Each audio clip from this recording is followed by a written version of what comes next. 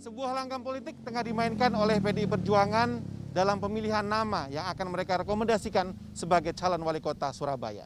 PDI Perjuangan mungkin juga tengah memainkan elemen of surprise atau elemen kejutan, di mana mereka membiarkan setiap spekulasi dan juga perhatian masyarakat tertuju pada mereka hingga akhirnya rekomendasi itu diumumkan. Apakah penundaan demi penundaan pengumuman rekomendasi ini adalah bagian dari strategi politik partai pemenang pemilu di Surabaya ini? Atau adalah bagian dari intrik yang belum selesai di internal PDI Perjuangan? Begitu pentingnya Pilkada Surabaya memaksa 3 elit PDI Perjuangan harus datang ke Surabaya untuk berkonsolidasi. Hasto Kristianto, Sekjen DPP PDI Perjuangan mengatakan agenda ini adalah untuk konsolidasi kader menghadapi Pilkada di Jawa Timur, terutama kota Surabaya. Elit yang lain, Jarod Saiful Hidayat juga menolak anggapan adanya faksi-faksi di PDI Perjuangan di Pilkada Surabaya. Rekomendasi menurut Jarod merupakan hak Ketua Umum Megawati Soekarno Putri dan kader wajib mematuhi rekomendasi itu.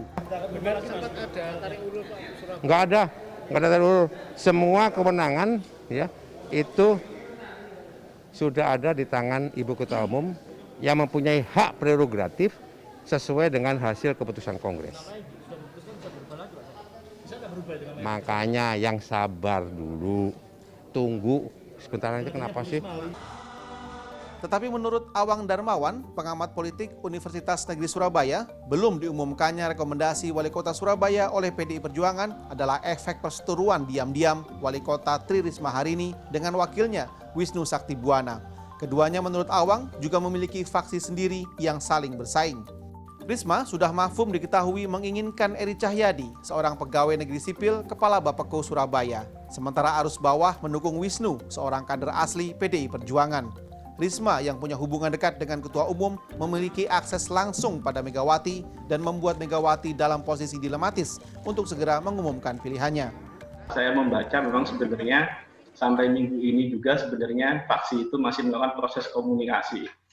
Dan itu akhirnya menjadi memperkuat bahwa sebenarnya ketum PDIP Megawati masih mempertimbangkan proses-proses komunikasi yang ada di faksi-faksi di internal DPC Surabaya itu sendiri.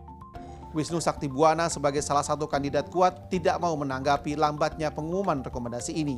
Ya, saya tidak menanggapi apa-apa karena saya sudah dapat kewenangan di titik itu. Hari ini sudah kewenangannya dari Ibu Ketua Umum. Jadi kita tunggu saja pengumumannya. Yang penting tadi kesiapan yang disampaikan Pak Sekjen sesuai pesan Ibu Ketua Umum bahwa mesin partai siap untuk mengamankan dan memenangkan keputusan apapun yang nanti disampaikan. Menurut pengamat politik Universitas Erlangga Hari Fitrianto, penundaan pengumuman rekomendasi menunjukkan PDI Perjuangan memainkan langkah politik yang cerdas.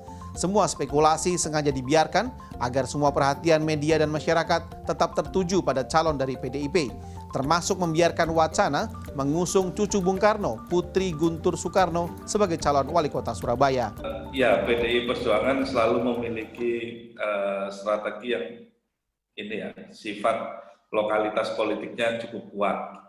Sehingga dengan permainan tempo, PDI Perjuangan bisa buying time sekaligus juga mengarahkan semua kacamata media, kacamata masyarakat kepada PDI Perjuangan. Di sisi lain memang terkesan PDI Perjuangan sangat lambat. Namun kalau kita baca sebagai strategi komunikasi politik, itu langkah yang sangat rasional.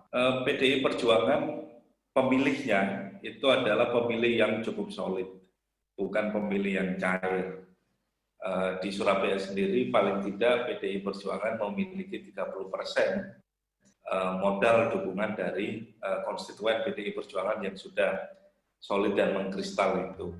Siapapun nama yang akan diusung sebagai calon wali kota Surabaya, PDI Perjuangan kemungkinan akan bertarung sendirian. 8 partai di Surabaya yang lain sudah berkoalisi untuk mengusung Mahfud Arifin, mantan Kapolda Jawa Timur, yang juga mantan Ketua Tim Pemenangan Jokowi Ma'ruf, Jawa Timur. Rangga Umara, Heru Sudarmanto, Surabaya.